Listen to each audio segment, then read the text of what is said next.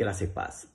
Eu vou dar uma resposta mais livre, sem me ater a pequenos detalhes de textos ou pequenos detalhes históricos, de fontes históricas ou de textos, porque já há muito material e muita coisa, tanto escrita como falada na internet, você pode pesquisar. Mas há vários tipos de escravidão, obviamente, na própria Bíblia. A humanidade como um todo, ela desenvolveu vários tipos de escravidão. A escravidão muito mais antiga era completamente diferente. Por exemplo, nos próprios textos do livro do Gênesis, a escravidão era algo diferente, sim, mas ainda havia um pouco de questão de conquista de povos, não? E parte disso sempre foi assim.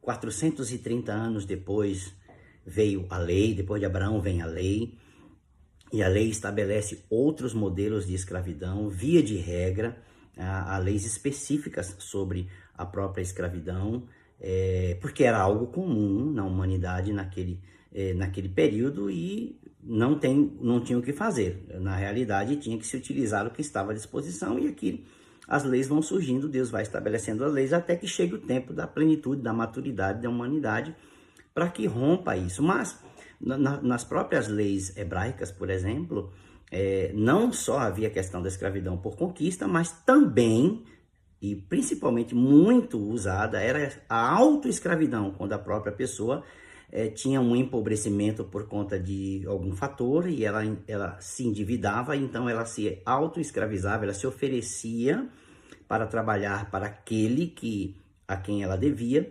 e durante aquele período, por um certo período, então ela pagava a sua dívida trabalhando gratuitamente. Era um modelo de escravidão, trabalhando gratuitamente para outra pessoa. Tanto é que o ano do jubileu também tem tudo a ver com isso.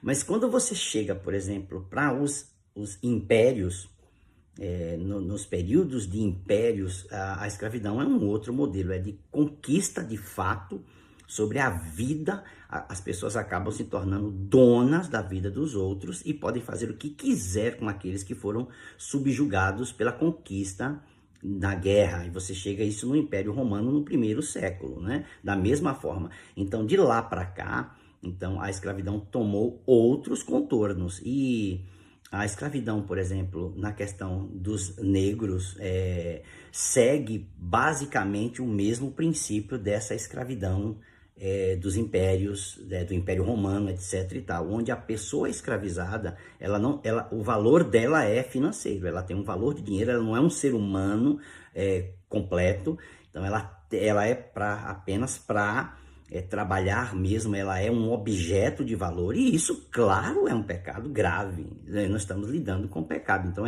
se a gente pegar recortes da história, nós vamos ver períodos onde as escravidões, entre aspas, eram diferenciadas.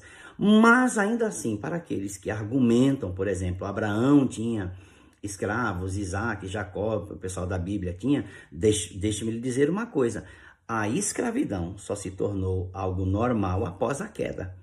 Então, foi por causa do pecado da humanidade que todas as outras, os desenvolvimentos das próprias sociedades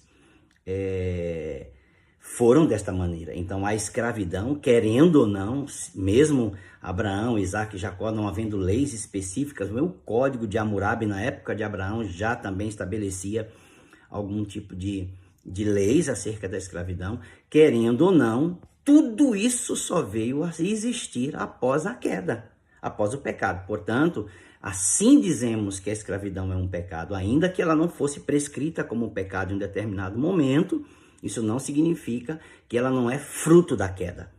Por isso, sim, a escravidão é pecado. Na minha opinião, foi um grande pecado da humanidade, e o racismo como produto disso também é pecado.